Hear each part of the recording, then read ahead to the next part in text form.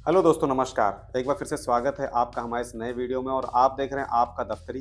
मैं हूं आनंद मौर्य और आज का जो वीडियो है उसके लिए हम पूरी तैयारी करके आए हुए हैं आपके सामने। कुछ चीज़ें ऐसी हैं जो आपको जानना बहुत ज़्यादा ज़रूरी है और बहुत ही ज़्यादा ज़रूरी है ये सब जानना, क्योंकि आपका जो पैसा है वो सहारा पोर्टल को लेकर के काफ़ी हद तक आपने ऑनलाइन करा लिया होगा और नहीं कराया है तो कराने के बिल्कुल विचार में होंगे। परंतु जो चीज़ें आपको आज हम बताने वाले हैं वो बहुत ज़्यादा इम्पोर्टेंट होने वाली हैं। तो एक रूपरेखा हम आपको बताते हैं कि आज हम किन-किन मुद्दों पर बात करने वाले हैं। पहला तो आपको ये जान लेना चाहिए कि जो आप सहारा रिफंड पर अपना आवेदन करना चाहते हैं, यहाँ पर कुछ नियम ऐसे हैं जो शायद आपको हो सकता है नहीं मालूम होंगे कि कौन-कौन से लोग हैं, जिन लोगों ने किस तारीख तक अपना पैसा जमा किया है, वो लोग अपना यहाँ पे आवेदन करा सकते हैं। जी हाँ, ये एक बहुत बड़ा सवाल है और ये मैं अपनी तरफ से नहीं बोल रहा हूँ, ये आपको तथ्यात्मक तरीके से मैं एक पीडीएफ में जो लिख के दिया गया है डिपार्टमेंट की तरफ से, वहाँ से मैं आपको ये चीज़ें बता रहा हूँ। और अगर आप चाहेंगे हमारा पीडीएफ डाउनलोड करना तो उसका लिंक हम अभी आपको अपने डिस्क्रिप्शन में दे दिए हैं। आप वीडियो को पूरा पहले कंप्लीट देख लीजिए, फिर उसे डाउनलोड कीजिएगा। सारे नियम, कायदे, कानून वहाँ पे आपको बताए गए हैं, पहला।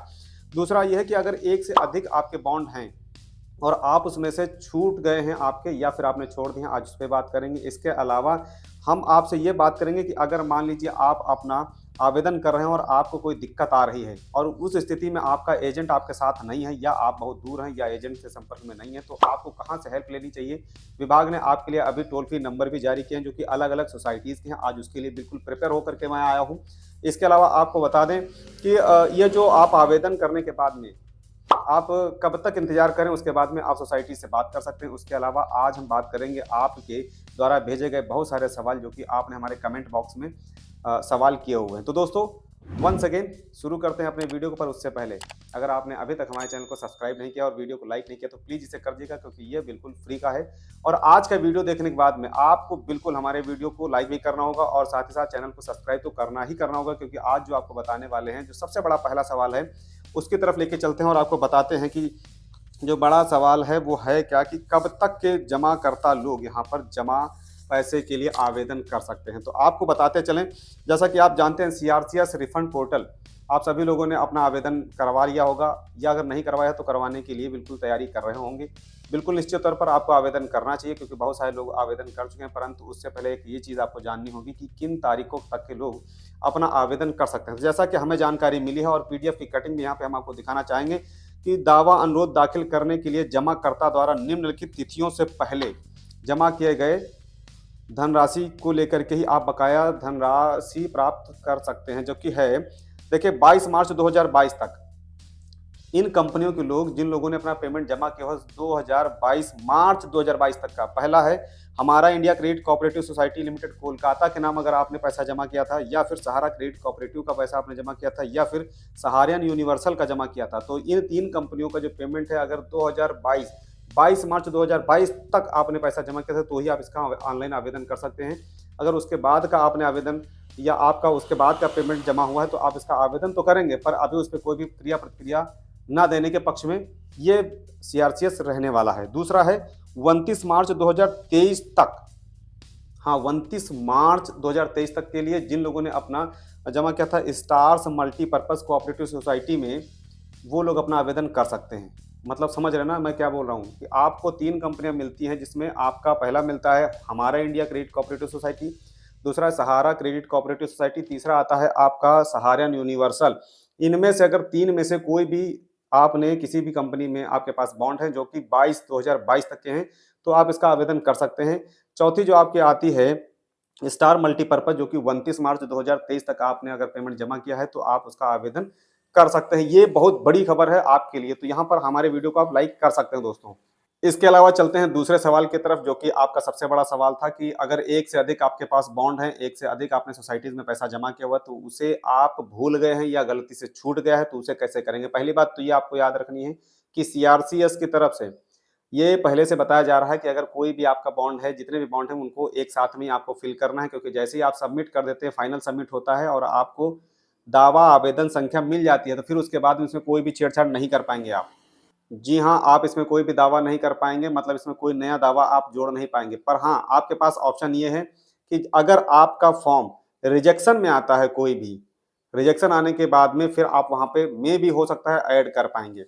परंतु अभी तक ऐसी कोई लिखित में ऐसी कोई जानकारी नहीं जिसके अंतर्गत आप जमाकर्ता के लिए ये सुविधा दी जाए कि आप अपना पुराना दावा या नया दावा जोड़ सकते हैं। क्योंकि आपको बताते चले, जब भी अपना दावा करते हैं तो आपको यहाँ पे सारे दावों का एक साथ में ही विवरण देना होता है और उन्हें भली-भांति आपको अपलोड भी करना होता है। तो ये आपका दूसरा सवाल हो जाता है। तीसरा सवाल सबसे बड़ा आता है, जो कि है इस समय सबसे बड़ी ज़रूरी चीज़, कि भैया एजेंट गायब है, बात ही नहीं कर रहा है, वो मिल ही नहीं रहा है। मैं अगर सलाह लेना भी चाहूँ तो किससे लूँ? अगर मशवरा करना चाहूँगा मैं किससे मशवरा करूँ, और अगर जानकारी लेना चाहूँ तो किससे लूँ? तो इसलिए यहाँ पे विभाग ने आपके लिए पहले दिन से ही एक सुविधा दी हुई है कि आप वहाँ पर जा करके अपनी समस्या का निराकरण करा सकते हैं। जाना कहीं नहीं, आपको अपने मोबाइल फ़ोन के माध्यम से एक नंबर है, टोल फ्री नंबर, और वो दिए गए हैं, उन्हें आप डायल करके कर सकते हैं, जो कि हमने आपको पहले बोला था कि आपके लिए हम ये सारी सुविधाएँ आज बताने वाले हैं। और यहाँ पे हम पूरी तैयारी करके आए हुए हैं। जैसा कि आपको बताते चलें, हमारा India credit cooperative society limited और Sahara credit cooperative society limited, Saharayan universal और स्टार मल्टीपर्पज कोऑपरेटिव सोसाइटी, इन 4 सोसाइटीज़ के लिए ही ये 2 नंबर दिए गए हैं, जो कि टोल फ्री नंबर हैं। अदरवाइज़ आपके अगर किसी दूसरी सोसाइटीज़ में पैसा जमा है तो उसके लिए यहाँ पे फ़ोन मत कीजिएगा, कोई भी सपोर्ट आपको नहीं मिलने वाला है। और ये जो नंबर आपको डिस्प्ले हो रहे हैं, यही नंबर हैं। फिलहाल के लिए इन नंबरों को हमने अपने डिस्क्रिप्शन में भी डाल दिया है, आप वहाँ से भी भली-भाँति अच्छी तरीके से ले सकते हैं। अदरवाइज़ दूसरे अगर सोसाइटीज़ का है तो यहाँ पे फ़ोन मत करिएगा, कोई मतलब ही नहीं निकलेगा। तो चलते हैं आपको लेकर के तीसरे सवाल की तरफ में, जो कि सबसे बड़ा सवाल है कि ये इसका जो समाधान है वो कितने दिनों तक हम ले सकते हैं। तो आपको बताते चलें, शुरुआती दौर में भी ले सकते हैं, और अगर आपने ऑनलाइन कराया हुआ है तो ऑनलाइन कराने के 45 दिनों के बाद आप यहाँ पे फ़ोन ज़रूर करें। तो आपने इन सारे सवालों के जवाब ले लिए होंगे, और अब चलते हैं आपके उस सवालों की तरफ जो आपने हमें कमेंट बॉक्स में दिए हुए हैं। तो उन सारे सवालों के जवाब आपको दें, भली-भाँति आपके कमेंट्स को हम पढ़ते भी हैं, और उनके जवाब वहाँ पर ना देकर के यहाँ पर हम आपको देने का पूरा प्रबंध करके आए हुए हैं, और सारी तैयारियां करके हम आए हुए हैं आज। तो दोस्त देखिए, वीडियो को लाइक कर दिएगा, चैनल पे नए हैं तो चैनल को जरूर सब्सक्राइब कर दिएगा। तो पहला सवाल हम लेते हैं, अभिषेक कुमार जी का है, और इन्होंने लिखा है, डिपॉजिटेड मनी में ज्वाइनिंग पॉइंट ऐड करके डालना है या सिर्फ कंट्रीब्यूशन अमाउंट? जो आपका पॉइंट है वो नहीं डालना है, सिर्फ और सिर्फ डिपॉजिट अमाउंट जो आपने कंट्रीब्यूट किया हुआ है वही आपको अमाउंट यहाँ पे डालना है, और उसी पर चर्चा हो रही है, अभी उसी पे बात चल रही है। अभी यहाँ पर ब्याज डबल ये ऐसी कोई जानकारी नहीं है कि ये मिलने वाला है कि नहीं मिलने वाला। अगर जिन लोगों ने ऐसा अमाउंट डाला हुआ है तो मे भी उनका फॉर्म रिजेक्ट होने की अधिकांशतः संभावनाएं हैं। तो ये आ जाता है। दूसरा आ जाता है आपका सहारा क्यूशॉप योजना, जिनकी वर्ष 2018 में मैच्योरिटी पूरी हो चुकी है, उनका पेमेंट कब मिलेगा? सर देखिए, पेमेंट तो साथ में ही मिलेगा, जो कि 45 दिनों के बाद आपको बताया गया है। बात रह जाती है मैच्योरिटी की, तो मैच्योरिटी तो लाखों करोड़ों लोगों की डन हो चुकी है, पर उनको पेमेंट अभी नहीं मिल रहा है। ये बात बिल्कुल आप कंफर्म कर लीजिएगा। इसके अलावा जो आता है हमारा अगला सवाल विजय जी का है, और इन्होंने लिखा है, डियर सर, मेरा बैंक है केनरा बैंक, जो आधार से लिंक है, लेकिन फिर भी फॉर्म भरते समय इंडियन ओवरसीज बैंक का नाम आ जाता है, प्लीज इसका उपाय बताएं। बिल्कुल सर, बताएंगे आपको। देखिए, आपका जिस बैंक में भी डीबीटी लिंक होगा, सॉफ्टवेयर आपका वही यहाँ पे नाम बैंक का दिखाई देगा। अगर आप इसे पहले फॉर्म भरने से पहले चेक करना चाहते हैं तो उसके लिए क्या करना है, आप अपनी ऑफिशियल वेबसाइट आधार मैपर पे जाके उसे चेक कर सकते हैं। इसका भी लिंक हमने अपने डिस्क्रिप्शन में दे दिया है, जाइए आप वहाँ से चेक कर लीजिए। और ओटीपी बेस्ड आपको ये पूरी प्रोसेस करनी होती है, आप वहाँ से चेक कर सकते हैं किस बैंक में आपका डीबीटी लगा हुआ है, आप उसे चेक कर सकते हैं। ठीक है सर, जो डीबीटी लिंक होगा वेबसाइट वही आपको दिखाई देगा। इसके बाद में अगला आता है, सर आधार सीडिंग बैंक स्टेटस चेंज हो गया है, पर सहारा रिफंड पोर्टल पर पुराना वाला ही शो कर रहा है। बिल्कुल बात सही, आपके लिए भी सर वही पूरा प्रोसेस है जो हमने अभी पहले बताया हो, विजय जी के लिए बताया, तो आपको वही करना होगा।